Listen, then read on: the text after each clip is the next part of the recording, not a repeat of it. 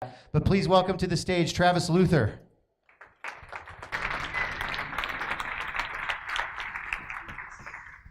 Okay, so I am in the technology business, or have been in the technology business for the last almost 15 years, 12 years, the legal technology business.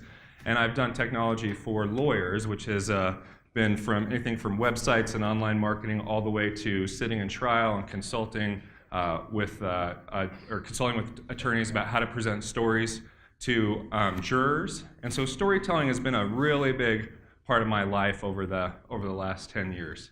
But funny thing is, the Colorado Trial Lawyers Association actually asked me to give a talk one time on legal technology and to go over all the cool legal technology that existed at the time of my talk. So I was super, super excited, and so I lined up so much technology for this talk. I had videos and chats and software demonstrations and all of this stuff relying on the internet, and the problem is none of it worked. So I was the expert who was supposed to get up and talk about trial technology, and it all failed, and I looked like an ass, and they haven't invited me back since. The lesson for you in that, in my own misery, is that we do have a lot of great technology here. You know, we have keyword tools, and we have data collection services, and they're all awesome. But what I want to impart on you in this presentation is that words still matter. And when we talk about making authentic connections with customers, it's about those words. It's about those stories. I'm going to share with you my strategy for doing a better job of that. Okay? So who is this talk for? It's for anyone who's asked themselves, why the fuck am I doing this? People who are asking themselves, why the fuck am I doing this in their business, have what we call a passion problem. And it's something that I had actually at Lawfather, the legal technology company. I'm going to talk about my story, about how I was able to connect my personal passions with my business and kind of rekindle my excitement and my enthusiasm for my mission.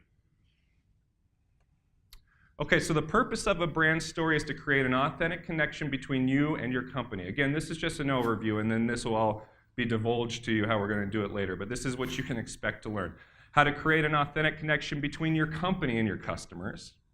And the outcome of a brand story is to ignite the passion necessary for you to grow your small business and to ignite the passion necessary for a customer to make a purchase. There's two types of brand stories that we're going to talk about. We're going to talk about the stories that we tell about our companies, and we're going to talk about the stories that we discover about our customers. And the reason that we do this is because brand stories create a vivid set of values to guide the growth of your business. And what I mean by that is once you have a brand story, it's almost as good as, or if not better than, a mission statement. When you read that story, you're going to know exactly what your company is about, what kind of new products you'll add, what kind of opportunities you'll say no to. And so will your employees. Your employees will know that brand story, and they'll be able to make better decisions on your behalf because your brand story actually limits the scope of what you're going to do. So I had lunch with Meg earlier. When I was on stage, I introduced myself as Travis, the president of Queen Anne Pillow, and that's really my primary focus today is my Queen Anne Pillow company. And we were talking about pillows, and she said, "Why pillows?" And now, Meg, I'm going to tell you that story. My brand story starts with a pile of dog shit. On March 8th, 2007, I got up in the morning and I took my lab, Chloe, out into the yard, and she did her thing. We lived in an apartment. I bent over to pick up her poop, and bam, I had this crushing back pain like I never had before in my life. It floored me. I was on the grass. I had let the dog leash go. She's dumb, but she even realized there's something horrible going on with me, so she doesn't leave. We both crawl back to the apartment. I bang on the apartment door. My wife, who is 9 months and all of the days pregnant, opens the door and looks down to see me and the dog on the ground. And she said, "What happened?" I said, "I don't know. I bent over to pick up the dog's poop, and I had this catastrophic pain in my back." My wife goes and she sits down on the couch, grabs the cordless phone, which we had back in those days, and calls my friend and my neighbor and says, "You got to come pick up Travis and take him to the hospital. Something horrible has happened to him." She hangs up the phone. She stands up. Guess what happens? Her water breaks. I can't make this up. She grabs the phone again and she says, "John, bring your wife because I need to go to the hospital as well." So somebody brings the car, loads us both in there, calls the hospital, says we're both coming. We get to the roundabout. There's two wheelchairs there ready for us. They wheel me down to ER. They wheel her up to labor and delivery. And anyway, as you can imagine, I had a lot of other things going on at that moment besides what was going on with my back. So at that moment, they shot me up with all of the things that I needed to survive. Probably more things than my wife got, unfortunately. And then I went upstairs, and a couple hours later, we had a baby. Since that, at that point in time, I was what I consider a young, healthy, virile man. I did snowboarding, I did skateboarding, I was very active, and I weighed 205 pounds. The day after that injury, and for the next almost 10 years, I lived with chronic back pain, so debilitating that I wasn't able to do any of those things that I loved anymore. And by 2015, I had ballooned to 260 pounds, which is 50 pounds more than I weigh right now. And when I met my wife, I weighed 200 pounds. So this was quite a change. And this was something that happened slowly, and this was a person who I became over a long period of time. And one day I looked down at myself, and I said, "God, what the hell has happened?" As a lot of us do, right? And I decided I got to make a change. I started to make a change, but I was so uncomfortable. It turned out what I had was, this is kind of hard to see, but I had about 30% of my spinal cord available, and all of the rest of those nerves and everything that allows your legs to function and your body to be pain-free were being impinged into my spine. And furthermore, that disc was breaking off into little pieces, and those pieces were falling down the nerve routes of my vertebrae. I'm not a doctor, I think I'm getting this right. But that's all the material that they pulled out of me, and I was supposed to have a little incision. Oh, it's not there. Oh, the second picture didn't load. Anyway, there's a picture there of my back of where the incision was supposed to start, and then the meatloaf that it became as they worked their way down my spine to pull out those little bits. But anyway, I had the surgery, and I was ready to change my life. But one thing that kept entering my head over and over again is all of these pillow companies that promised pillows that would alleviate neck pain and make your neck feel better and allow you to sleep. And the question I asked myself when I was ready to hit my recovery is there a pillow that can help alleviate my back pain and a pillow that can help me feel better? I searched all over the internet, I searched all through stores, and basically this is what I found out. You can buy 5,000 different kinds of pillows. There are tons of catalog sites, but very few, if any, of those pillow manufacturers will tell you what's the difference between one pillow over another, why you might want this loft or this fill or this ticking or anything like that. And I played for about 6 months a game of pillow roulette, which was buy a pillow, take it home, hoped it worked. It didn't work, go out, buy another pillow, hope it worked. It didn't work. Anyone else do that here? I'll bet if I ask how many of you need a new pillow right now, 80% will raise your hands. How many need a new pillow right now? Well, I am your guy. QueenAnnePillow.com. But it's a game we all play, pillow roulette, and I was so mad about it. So I reached out to a couple manufacturers. I said, I have an idea for what I need for my pillow, for my back problems. Would you let me fiddle with it? Would you let me fiddle with some pillows?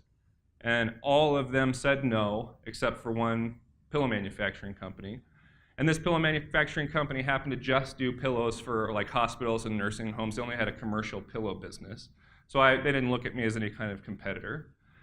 But they mailed me all sorts of stuff and all sorts of fills and all sorts of ticking sizes, basically all of the ingredients that you need to make pillows. And I just screwed around for months with this fill and this size, et cetera, and this ticking, until I finally found a set of pillows that I really loved. And what happened was, within the span of about 4 or 5 months, I lost that 50 pounds and got back to 210 pounds. And I will tell you, and I am not bullshitting you, and I swear it and I believe it, that pillow and those pillows saved my life. They gave me the energy I needed to attack my health problems. They gave me the energy I needed to get up in the morning and be the person I knew I was. And I would tell people this. They would say, how the hell did you do that? As far as we know, you're a pretty lazy dude with a weight problem. How did you do that? And I did it with my pillow, my Queen Anne pillow. That's not the original one, but that's what they look like now. So everyone said to me, dude, you should sell those, man. That's a great story. You should sell those. And I said, okay, I'll sell it. So I kind of developed a small line of pillows. Do you guys know Brad DeGraw? He spoke last year here. Brad DeGraw was an Amazon guy, and he kept telling me, dude, you got to put your pillows on Amazon. You got to put them on. I said, no, it's an expensive pillow. We're kind of a luxury brand. I don't think Amazon's our thing. He's like, dude, you got to put them on there. I said, okay. I put them on there. Nothing happened. For a long time, I hated Brad and thought he was an idiot. We'll get to what happened on Amazon. So nothing happened, and then I was kind of like, dude, you need to maybe kind of take your own advice, right? So in my law business, I told you we're about stories. We're storytellers. We're trying to find an emotional connection with a juror or a witness so that we can give the people viewing our case the deepest, most sincere appreciation of the facts. And at this time in 2010 with my Law Father company, I was very much feeling like I didn't know why I was doing what I was doing. I was having a lot of those, what the fuck am I doing this for kind of moments. I kind of just considered myself a legal technology guy. I couldn't find any inspiration in it. I couldn't find anything to connect me personally to the company. And this organization that I'm a part of called EO, which Brad was a part of too, I talked to a guy in there and he said, you gotta find your passion again. It's not the passion that caused you to start the company in the first place, but it's the passion that you're gonna discover you have now. And long story short, what that meant was I went from saying, I just do media for attorneys, to realizing that in what I do and the consulting work that we do and that the trial work that we do, we actually protect and improve democracy in the justice system because we give everybody a fair shake, right? So everyone gets to present their case. Everyone gets to be heard. And that meant a lot to me, and that kind of reinvigorated me in my Law Father company. And so to that end, I had to do kind of the same thing with Queen Anne Pillow, right? I had to stop just having it as kind of a side project or a side business. I needed to change the language or the story that I told people from I manufacture luxury pillows to I improve lives by teaching people that better health starts with better sleep. Because I really believe that. So in 2007, I just started telling people my story. I'm still on Amazon, okay? And now by this time, I'm a little more sophisticated. I've got some PPC stuff going on. I'm realizing this whole keyword idea that it's pretty similar to Google and how to write content and stuff. So I am getting a little bit of traction. But it's not what I want it to be. And so I started telling people my story. I connect health to sleep. As far as I know, I'm the only pillow company to do that, right? I'm not talking about comfort. In fact, very rarely do I talk about comfort. I talk about health, right? I talk about how sleep improves your performance at work, how sleep improves your attractiveness to the other sex, how sleep gives you the energy you need to wake up and attack your problems. That's what I talk about. And I show everyone that changing my pillow changed my life. I did that by running half marathons with my pillow. Yeah. I decided like I wanted to have all of me invested in this pillow company, and I wanted to tell as many people as I could, running by them, hey, buy Queen Anne Pillow, buy Queen Anne Pillow. But I started signing up for these races. I started having my name tag say Pillow Man. I started wearing that stupid fanny pack that my kids love. I started putting little business cards in there. And I printed my own shirts that said, better health starts with better sleep, queenandpillow.com. And everybody I ran by would clap their hands and say, hey, Pillow Man. And eventually people started to ask questions, right? Why are you running with your pillow? Why are you running with your pillow? Because I have a secret. I know something you don't know. I know that better health starts with better sleep. And that's how I went about telling people. I went and proved it. I also got my friends involved. Who's more trusted than a doctor, besides a lawyer? I had doctor friends, right? I'd ask them. This is my friend Flora. Flora, do you think that better health can be achieved through better sleep? She said, yeah. I said, do you look at these Harvard studies that tie all that together? Yeah. Does that seem reputable? Yeah. Do you agree with that? Yeah. Would you mind making some statements about that with regard to my pillows? I'll give you 4. I'll give your sister 4. She said, no problem. Give them to me. If I like them, I'll give you a testimonial. So, some of these images aren't loading, I'm sorry. But so what I did was I took that whole story. I took the pictures of me running with my pillow. I took my friend Flora's statements about health and sleep, and I started incorporating that into my EBC content. And I started making that the focal point of my sales, if you will, over 300 thread count, sateen stripe ticking, blah, blah, blah, blah, blah. And what happened was, in 2016, we did about $230,000 on Amazon. And in 2017, right at that point that I started that, you just see it shoot up. We did $1 million last year, 885,000 of that was on Amazon.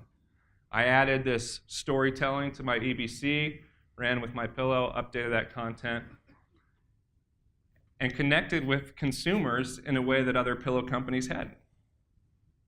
Okay? Because I spoke to the feelings, I spoke to what people wanted. I didn't talk about price and features, but I talked about my story, and I was able to connect with enough people that we created $1 million business in about a year. Anybody here know what percentage of all U.S. businesses that are started achieve $1 million in revenue? I'm not bragging. I've seen already some 10 million, 200 million companies in here. That's great. But I'm just curious, do you know what it takes to become to have $1 million business? 4% of all businesses started in the United States make $1 million in revenue. And do you want to know, on average, how long it takes them to build that $1 million business? 10 years. And what I'm trying to impart on you is that through shifting my strategy from product, prices, and features to storytelling and creating authentic connections first with myself and my product, and second with my customers, is that I was able to do something that only 4% of all businesses are able to do, and I was able to do it in about 1/5 of the time. So, what's Queen Anne's brand story? This is it in a nutshell. Better health starts with better sleep. We know this because our owner lost 50 pounds after creating Queen Anne Pillow. We're not the only ones who say so. Doctors agree as well.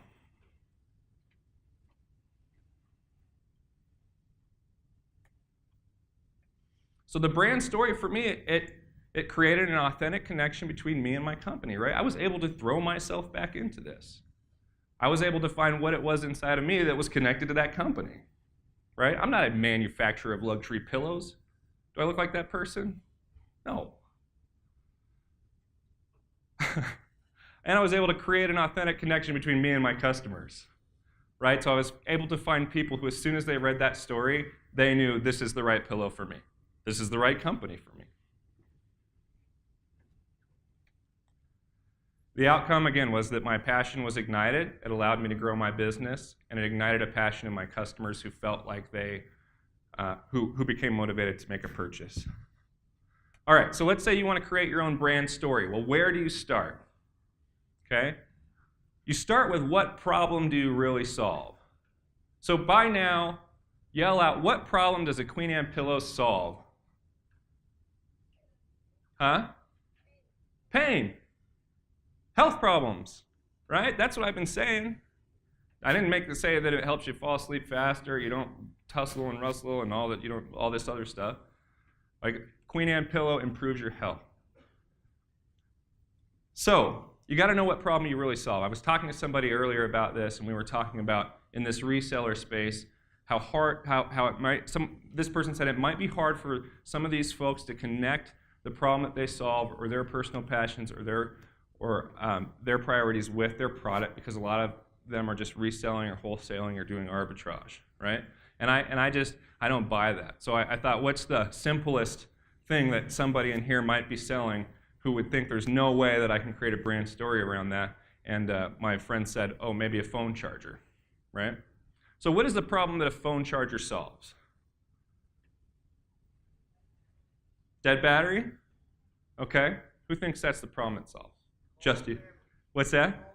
Okay, calling your family. Good, we're getting closer. A phone charger solves the problem of being connected to your community.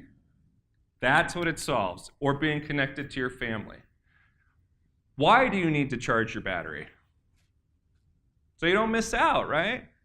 So that is the root of the problem that you need to come to understand. If you're already saying to yourself, I don't feel like I can connect anything worthwhile or cool to my product, you need to think deeper about what is it that your product solves, right? What is that real problem that it solves?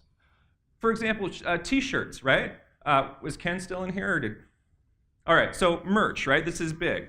What problem does the t-shirt solve? No one has any idea? Keeps you warm, blocks the sun, keeps you from getting arrested. Yeah. Pretty darn close, yeah. The problem that it solves is it allows you to signal to other people who you are. It's your identity. That's what fashion solves for all of us, right? So these merch t-shirts and all these designs that you're doing, the problem you're solving is you're helping me let other people know exactly who I am. And that's a huge problem. Huge problem. That's why we're all wearing different clothes in different styles, because there's a message that we're trying to send. So even in these graphic tees, we're solving a really big problem. How do you solve it? In this case, we solve it with a phone charger, we solve it with a tee, okay? And why do you care? Can you write down why it's important to you to keep people connected? Not why is it important to you to sell phone chargers, but why is it important to you to keep people connected? Maybe you've had an experience. Maybe you were in a flood. Maybe you were in a tornado. Maybe your wife was in labor and you were downstairs in the ER and you needed to connect with somebody. But you probably even have a story there about why it's important to you to keep people connected. And you can use that as a catalyst for creating your brand story. Another thing you can ask yourself is, you don't have to answer all these questions, but use them to answer some of them to create your brand story, is why are you in the best position to solve the problem? Can you make a statement about that? I can tell you that's a really important question. If you can't tell me why you're in the best position to solve this problem, you're probably not going to be in business very long. Right? You've got to be the person to solve this problem, and you've got to believe it with all your heart. And from there, you can craft what's your story. Right? Why'd you get into this industry? Why'd you decide on this product? Why does it matter to you? And why are you the person in the best position to solve it? Once you do this, you got to know who your customer is. And I put single customer there because if you read my bio, I've been a professor of entrepreneurship for 4 years. And I serve as entrepreneur in residence at the University of Colorado, Denver right now. And when I start my introduction entrepreneurship courses with my students, and they come with their business ideas and their plans, and I say, okay, who's your product or service for? Guess what they tell me all the time? Everybody, right? That's the classic answer. Well, it's for everybody. Isn't it great? Don't you want to invest? We're going to sell it to 320 million people in the United States. Well, infants are going to use it? No. I mean, the truth is it's not for everybody. So then I ask them a second question, and it's really hard for them to answer. I ask them, okay, Steve, if it's for everybody, tell me one person who it's for. Well, what do you mean? Well, tell me one person who it's for. Well, it's for everybody. Well, if it's for everybody, you should be able to tell me one person that it's for, right? So how do we start to break down that one person that it's for? Well, the thing that I ask my students to do is I say, stare back at that door. Actually, everybody do this. Stare back at that door where Kyle from Amazon, who's not here officially representing Amazon, is sitting. And I want you to think for a minute. That door is going to pop open. I want you to think about the business, your current business, right?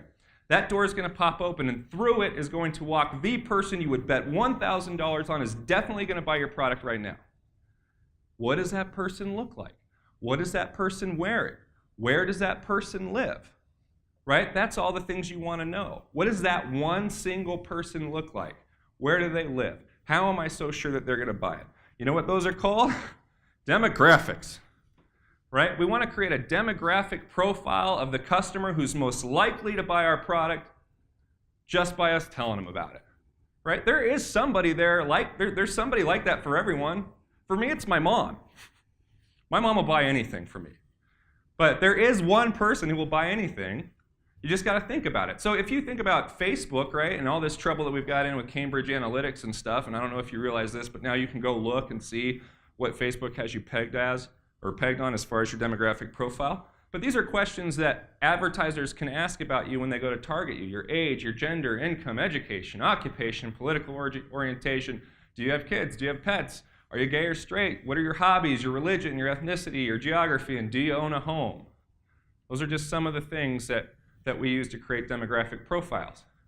I'm going to share with you right now a demographic profile that I've created for one of my customer personas. Anyone heard of a customer persona before? Really? No, that's it? Okay. So I have a customer persona. A customer persona is basically the second story that I said we would talk about today. It's that story that we know about our customer. And I'm going to tell you about Turnaround Tina. And this is the story that's at the bottom of our content template for Amazon. So that if anyone goes to change the content or update it, this is the lens in which they view those updates. It better be in this story about Turnaround Trina, okay? Turnaround Trina is ready to make a change in her life. She's a 42-year-old mom who has just started to realize that her body just doesn't feel and look like it used to. She started to watch what she eats, and she's thinking about incorporating an exercise program, but because she works full-time, she's pretty busy. That's why she needs amazing tools to help her successfully get in shape. She's discovered Queen Anne Pillow and is excited to read that the Duke can help her on her journey. She's never considered that a pillow can play such an important role in improving her health, but now that she's read Queen Anne's brand story, it makes perfect sense. Being refreshed after each workout means having the energy she needs to attack the day. She's a little concerned about the price of the pillow, but the 30-day money-back guarantee and the fact that it's machine washable make it worth the risk. After all, what's $100 compared to a lifetime of good health? Plus, she works hard and she doesn't have to ask for permission to spoil herself. So all of our advertising now goes through this. We generate this persona because we look at who our customers are, right? And this over time, first you guess, right? You look at the door and you say, who is that person I think is most likely to buy my product if they walk through that door right now? And then you use input data that you receive from your Facebook ads or other advertising to start to hone in that demographic profile and build that persona. And now I know that this is actually one of my customers, right? This is what, not one, but this is what a lot of my customers look like. You want to know who else meets this criteria? I don't say this to be offensive or anything like that. This is almost, I discovered, a mirror image of another company's persona, Weight Watchers. Isn't that interesting? All of those things I said are a lot of the things that Weight Watchers uses to build stories for their potential customers as well. Okay, so I have my story, right? Now, as I said, this sits at the bottom of our template. I've tried to put together, these are the bullet points in the title. It's going to be tough to see, but I want you to see where the story is incorporated into this language. At the top, we have post-activity workout pillow, right? Melt the stress away. This is not, there we go. And I can't see it from here. You can see in the bold, active lifestyle. Cracked the code on comfort. We are in the unique position to solve your problem. Don't need permission to pamper yourself. Relax post-workout with a magazine or smoothie, right? That's storytelling right there in the bullet points. This is where a lot of people are stuffing keywords and trying to get as much in as they can. I'm trying to make an authentic connection with my customer. Better health starts with better sleep. Wake up refreshed and relaxed. So this is probably an alternative strategy to what a lot of us are employing. And this is certainly an alternative strategy to what I was employing when I started. When Brad gave me that advice and I started buying ads and I started realizing that the Amazon search engine was a lot like the Google search engine, right?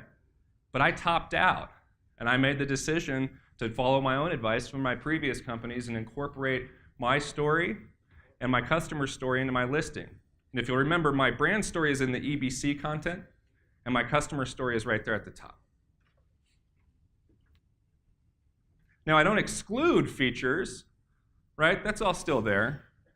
But I just remembered to include her story.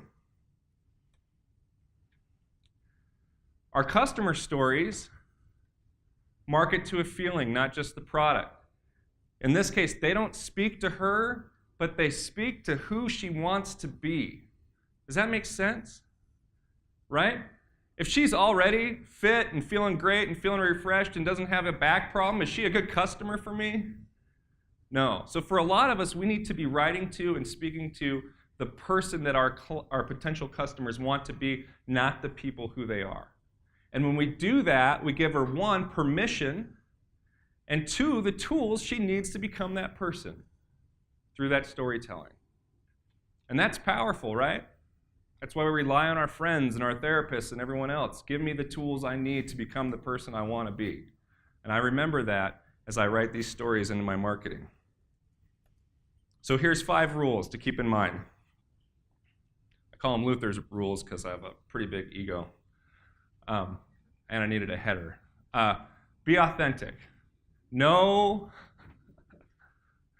your own values and your own interests, and make sure to connect personally. Do not fake this or it won't work. Does anyone in here doubt that I am super passionate about pillows? Or that think that I'm not being authentic? No. It's this authenticness that really sells these pillows, and it's my story. So make sure it's authentic. Know your customer, right? Know that your pillow or your phone charger or your dog kennel is not for everybody. But find out who it's for. I also tell my students it's always better to make sure that 1% of all the people who visit your listing buy than to have 50% of them who still aren't sure. Make sense? Make sure that those people that you're going to connect with know right off the bat, this is the right company for me, or this is the right product for me. And to do that, you got to be brave. And to be brave means sometimes saying, it's not for everyone.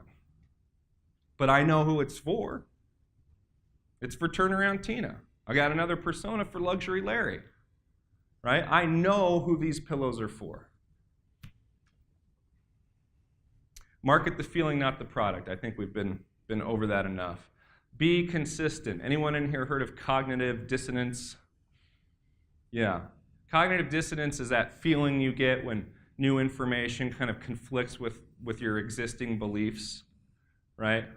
It's as if, there's a Toyota Prius commercial, and it's going through the forest all quietly, and then suddenly the Prius starts running over children who are playing in the road, right?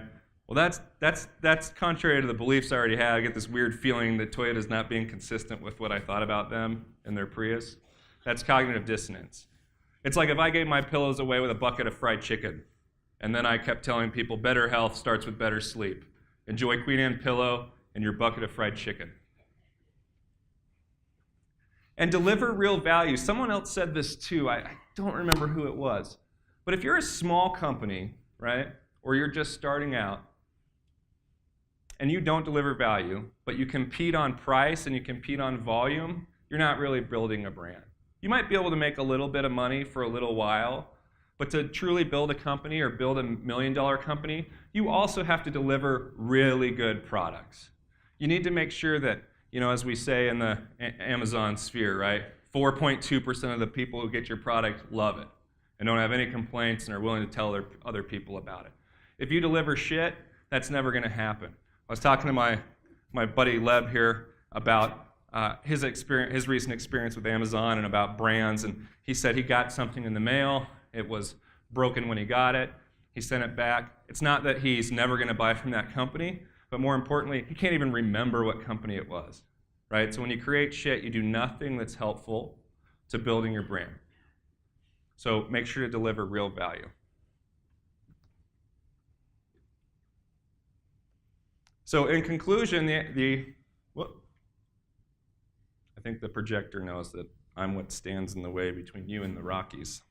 All right, so I'll read it. In conclusion, Abraham Lincoln was a fine president. To connect your brand and ignite the passion necessary for real growth, for that $1 million growth, you really got to be authentic. You got to create a brand story, and you have to be consistent in it. Through that, you'll sell more on Amazon, create lasting, authentic relationships with your customers, and turn them into repeat buyers. I'm not saying that because I think that's true. I'm telling you that because I did it. And it was an awesome experience. It reignited my passion for entrepreneurship and what I was doing, and it's made every day awesome. And it's been a very long time since I asked myself, what the fuck am I doing this for? Thank you.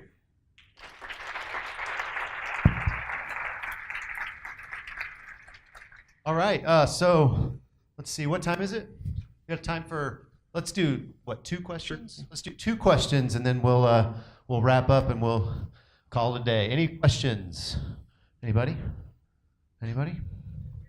Oh, right back there, Chris Green. Hang on, Chris. Did you guys notice Chris has blue hair? Captain Obvious. Question, you got Tina and Larry. Would you make 2 separate listings targeting each one of them, or would you make one kind of master listing that's going to hit both of them? There's a pillow for everyone, and Tina's and Larry's are not the same. Yep. So 2 separate listings. Mm-hmm. Anybody else? Right over here.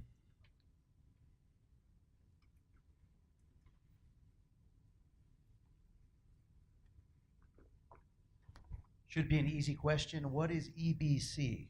Enhanced brand content. Yeah. And I think Can you share a little bit about that, just so those who don't know what that means and what that is? Yeah, so I know that earlier some of you held your hands up and said you're brand registered or you have your own brand. Is that right? Are those people still here? So I have my own brand. So Queen Anne Pillow is my own brand, my own company, and I manufacture my own pillows. And because of that, I've submitted some information to Amazon to say I own this, right? And in doing so, Amazon has granted me the ability to put brand content that I can basically copy and paste from different variations of my pillows all through a model that lets me do more of that storytelling. So traditional Amazon listings that don't have EBC or enhanced brand content will have a very plain description window. What Amazon allows me to do as a brand owner is put graphics in and modules and headers and logos and all sorts of stuff that's not really available in the normal description area. And it's in that EBC section that I have pictures of my doctor friend. I have pictures of me running with my pillow. I have my own story, my own experience. Yeah. Awesome. Thank you, Travis. All right. Thank you.